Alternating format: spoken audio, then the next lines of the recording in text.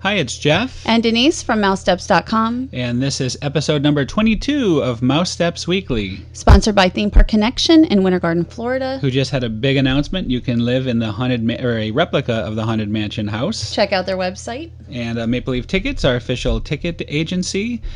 Check them out for any of your ticket needs.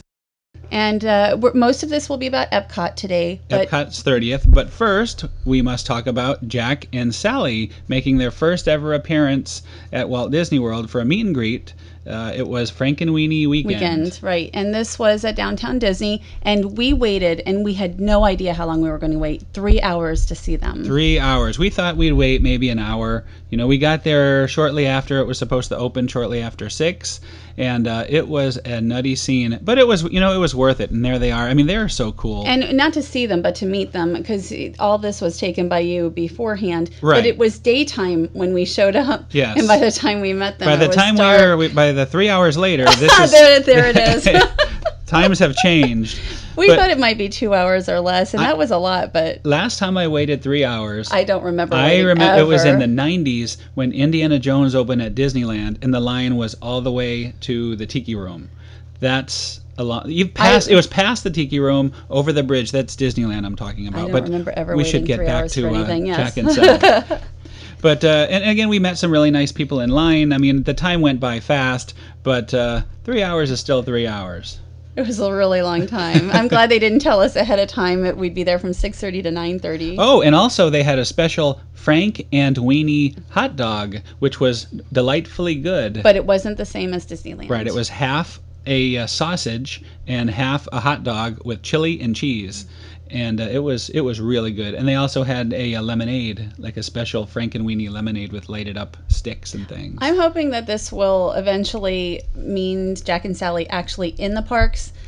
Sort of like Phineas and Ferb took a long time, and now they're everywhere. I don't need to see Jack and Sally. Her hands are going everywhere. crazy. She is really wanting But that. don't you think they should be at the Halloween party? Of if you course. have Tarzan there, of course you should have Jack and Sally. And it was great because they're talking to us at this point. Go ahead, check out the show notes. You can actually hear all this. We had some fun interaction with Jack and Sally. So Sally was very amazed by my third eye, she called it, which was the camera. And here's their autograph. I think they have a very cool autograph. If you check out Sally's, there's her sewing needle there. We met some new friends in line. She ran to go get buy an autograph book. They had to go all the way. They had plenty of time, actually. Yeah, they had to go down to Disney Quest to get it. And, of course, also, it was the D23 Epcot 30th Anniversary Celebration special event they had at World Showplace. And this was actually a really terrific event. There's Stephen Clark. All the panels were in like 45-minute increments, so if you got bored, it wasn't too long. But if it was and great, look at this. You can choose, like, World Key. So I chose Adventures with Duffy, but yes. We got Marty Jeff instead. loves Duffy. And Marty...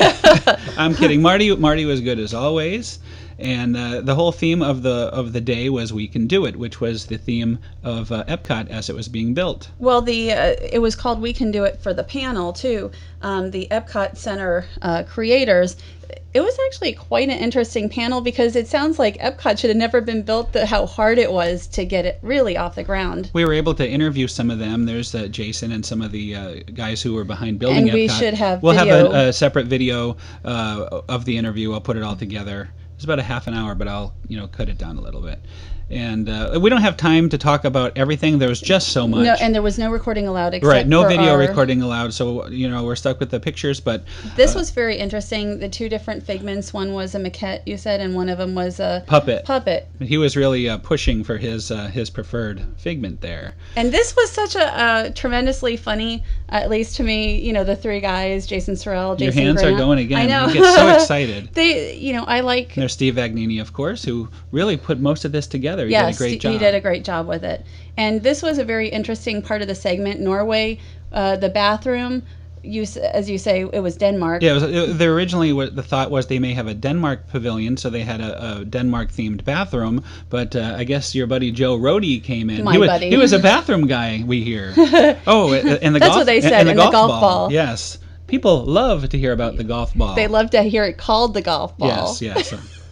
And one of the highlights, as always, was the Journey into the Imagination panel. Tony Baxter and Ron Schneider and Steve Taylor. They brought it. Ron was the original Dreamfinder, and Steve Taylor was the longest-running Dreamfinder. 15 years. So they both had great stories, and it was probably the highlight for most people. It was definitely a terrific panel. Yeah, and of course they ended off the presentation with the music of Epcot Center, and we kind of grew up with that music. I would listen to those songs over and over and over again. Tomorrow's Child and Listen to the apparently Land. We're hipsters, is from what I found out. Hipsters. And I like that they played Joe Rohde as a scratch track doing Dreamfinder, which another Joe Rohde moment. Right, that was fantastic. And they paid tribute to Bob Moline. The legendary Bob Moline, who sadly we heard recently passed away. And he wrote Golden Dream and Listen to the Land, Energy, Canada. So, I mean, just so many classics. And he wrote Disneyland and Epcot and some stuff for the Magic Kingdom, I believe, too. So they had a nice tribute to him from Billy Flanagan, who people may know as the warm-up guy for the Christmas parades, but more of an Epcot connection would be Ken from the wonderful I never saw World of the Barbie. show. So he paid a great tribute to Mr. Moline. And the shirts, the Epcot shirts actually came out a day early, the dated ones. Right, so you were able to, you got the one you're holding on the right, I got the blue one that's not in the picture, and boy oh boy, it was much nicer to get that done before the craziness you're about to see. All right, in our next segment, we have a special guest all the way from Manchester, England. Mr. Martin Smith is here. Hello, everybody. And it's really late, so everybody's tired. Yes, it's the day after. It is now actually October 2nd, but this is October 1st. Oh, yeah, this was yesterday morning. What a morning that was. What a day that was. The excitement after the park opened and everyone was grabbing pins, buttons, sorry, as you guys call them. They're buttons.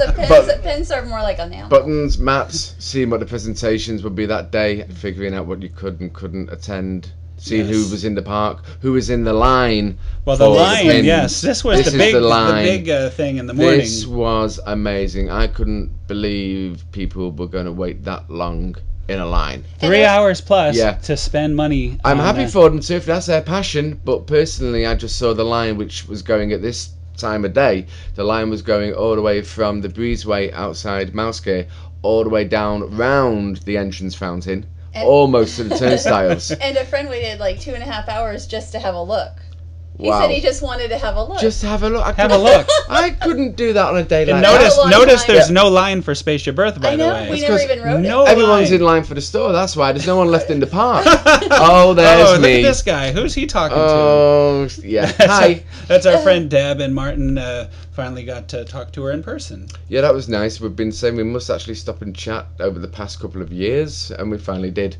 And here we had a lunch with our friend Ron, the original Dreamfinder. We were able to, because we didn't know ahead of time that they were going to have all these things going on. We had Via Napoli reservations at the beginning, but at least China got us in for 20 at the last minute. Right, yeah, China's good for 20 at the last minute. We were juggling all day long with meeting people and going to presentations and having food. It was a great juggling act that everybody was doing all day long because there was a lot to do. But luckily, we managed to get to this meal, and it was very nice to spend time and sit down with people. I don't know what's going on. Oh, here's Epcot 30th. So for the big 30th celebration, this was the big event of the day. Nothing says 30 years of Epcot to me like mariachis.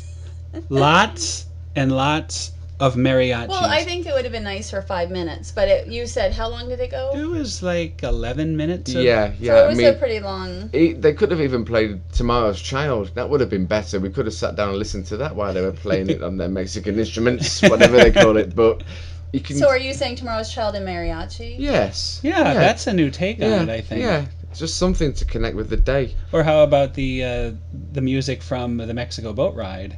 What's the name of that El Rio song? del Tiempo. Yeah. That would have been good. Now that would have been a good. Yes. That would have been. What you're doing while Aaron Young's is talking. Well, it's probably best that we continue to talk. Oh, okay. Now she brings out the Voices of Liberty. I don't remember what they sang. Yeah, Voices of Liberty, who could have sung We've Just Begun to Dream or something similar, but they didn't. I don't even remember. But, do you remember? I don't know what they sang. Here's Jim. No, that was everybody good. Everybody loves Jim McPhee. It was great to see Jim doing a speech at the anniversary because he's one guy that everybody can connect with Epcot Centre, especially those who were there for the 25th anniversary, because Jim was there for the park opening, and Marty. We had two faces finally at this ceremony that people could connect with the day and with the history of the park, as opposed to certain other things that were being said by certain other people.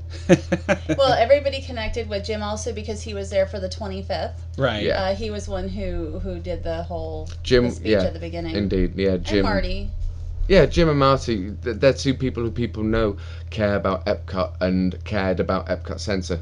And here comes... So this was more of an Epcot type moment where they brought out all the This was finally something where you could look at something on stage that you knew was to do with the park that you were celebrating that day. But again, I mean, I keep going on about the music choice. They could have played some nice retro music at this stage. I don't think they did it at all, right? I don't think retro music. No, from what I can recall, because the day was such a blur, but what I remember, the first time I heard anything from the parks past was when I walked into World Showplace for one of the seminars, the first seminar of the day that was open to guests, and I heard Tomorrow's Child playing, and I got goosebumps. But that was the first time. That was the afternoon, and that was the first time I heard any retro music on the anniversary day, as opposed to Epcot's 25th, when of course it was playing all day long.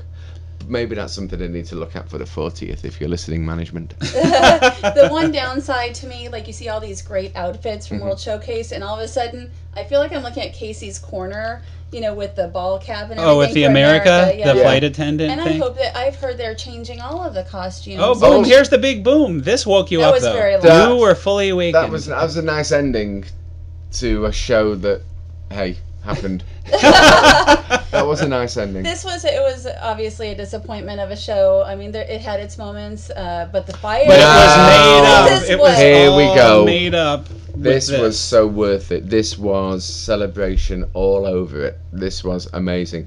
And not only was this, in my opinion, better than the 25th tag, but contrary to popular belief, it was also totally different to the 25th tag.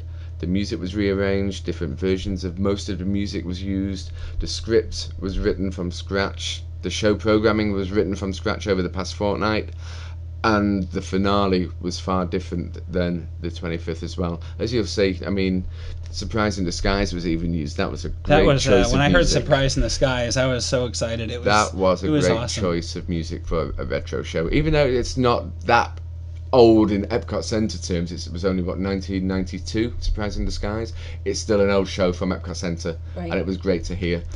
And I've seen every fireworks show I think they've ever done at Epcot, going back to '82, and I know you guys have all seen almost everything, and this was just amazing for me. The tag, the programming, as we were talking about earlier, some of the programming of the lasers and the synchro lights, the big searchlights, the way that they were programmed to the music very quickly for segments of the tag, it was like Illuminations 25B. Right, 25B. It was great. It was just wonderful to watch. It was a real awe-inspiring moment. I was watching it with the celebration guys at Italy on the Isola, and I was just there with my mouth wide open. There you go. There's the effect. I mean, that is just so perfect. Epcot Centre. It's something that makes people go, wow. It's not part of a bigger story. That each segment of this show is a story by itself. Yeah, I think overall it was a great day, and for me the best part of the whole day was so many friends, connecting with so many people, just enjoying company. Really. Indeed, friends, old and new, meeting old friends, meeting friends for the first time, putting faces to names quite often. Wonderful, wonderful time. I'm just so glad that we were all part of it again, because there's nothing like being in a park like this, celebrating a day like this when it's full of thousands of like-minded people. Denise, what was your big memory for the day? Was it the fireworks here? And also just, again, spending time with friends. Like when I went to the 25th, I spent much of the day by myself taking pictures, you know, with a few friends here and there, but very you know, big. we were 5 years makes a big difference. Like 20 people, and I think that the 3 p.m. thing was very forgettable, but the Marty Sklar talk, even though we've heard most of it on a number of occasions, was very good still. Marty does a great presentation, And the fireworks, I felt like running though when you hit that big boom, boom, boom, boom, boom. Like you just feel like running in fear because you think this is it. You know. And now we're building up. I mean, this is building up to tremendousness, and we're going to see the what are they called? The side things. Everyone loves the side shooting thingies. They've been christened, where we have really bright white pyro that shoots horizontally across the water surface. I think that's a technical term, right? Yeah, it's going to be now. I think we're just coined the phrase. Here we go. Yeah, we're about to see that is it right there. I believe there'll be more. I know there's more coming. We watched from Germany. We had a group of, again, about 20 that we just kind of walked around with most of the day. But Martin was shooting from Italy, and we had another friend shooting from dead center between the two gift shops. And I also had two other friends, one in Canada, one in Japan. So, yes, Martin will be making a super duper ultimate version of this. There will be at a some show point, edit I'm coming, sure. yeah, once I get home back to the UK and get my head back together after this amazing trip that I'm halfway through now. I can't believe it's been halfway. It's halfway tomorrow, yeah, but that's great because it means that we've still got half of it to do. So I was going to say, there's so much smoke. Where did it go this time? Did it go, usually the UK? Canada. Did it go to Canada? Yeah, it went to Canada. I've gotten, during UK dessert parties, I've gotten Canada smoke like Showcase crazy. Plaza, yeah. There we go. There goes the big thingies.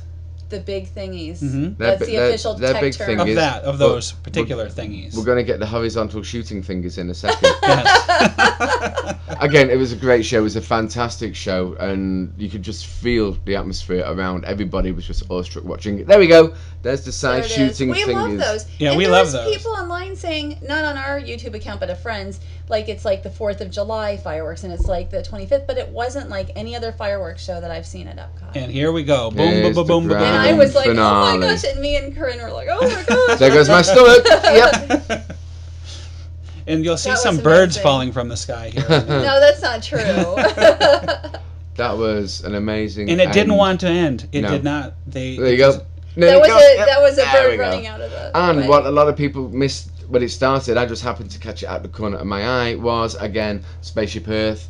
After the show had finished, had its little laser display, just like the 25th, and I'm really glad they did this because on the 25th it caught everyone off by guard. Everyone was hoping it would happen this year, and this time it was even better. That's the logo Marty Sklar likes so much. Yeah, that was great to hear him say that. That was wonderful, and there's the logo we all like, of course. I love I love that they played One Little Spark and other all stuff the classic like that. Epcot music on the way out. Somebody said, "Oh, the hipsters, will be loving that." What Hipsters. does that mean? What does that mean? I think that means us. Yeah, perhaps are the I'm a hipster. I guess if we care too passionately about a park, this was it used to be better, then we get code names. Did you see all these little? On the Earth Globe after the show, yeah, the Earth Globe was had its own little display as well. Many Disney characters were in laser and everything there. So, but it was a wonderful time, and I'm so glad we all got to spend it together. It was fantastic. It was a lot of fun. So, and speaking of Epcot, there's just a plug for our new book we just put out, available on Amazon. And if you like vintage Epcot, you might want to check it out. And Martin was a consultant on the book, so we thank you very much for all your my pleasure. Your help. And I will say that I read the book, and there was not a lot of things I wanted to change because it was not only such a thorough read and detailed, but it was also very correct. And it's a great book. That was a great book. It's a great read. Go out and buy it. Well, thank you also to our sponsors, Theme Park Connection, Maple Leaf Tickets, and we'll see you all next week. Thank you to Martin for staying up. And thanks for staying up, Martin. My pleasure. Thank you. Bye-bye.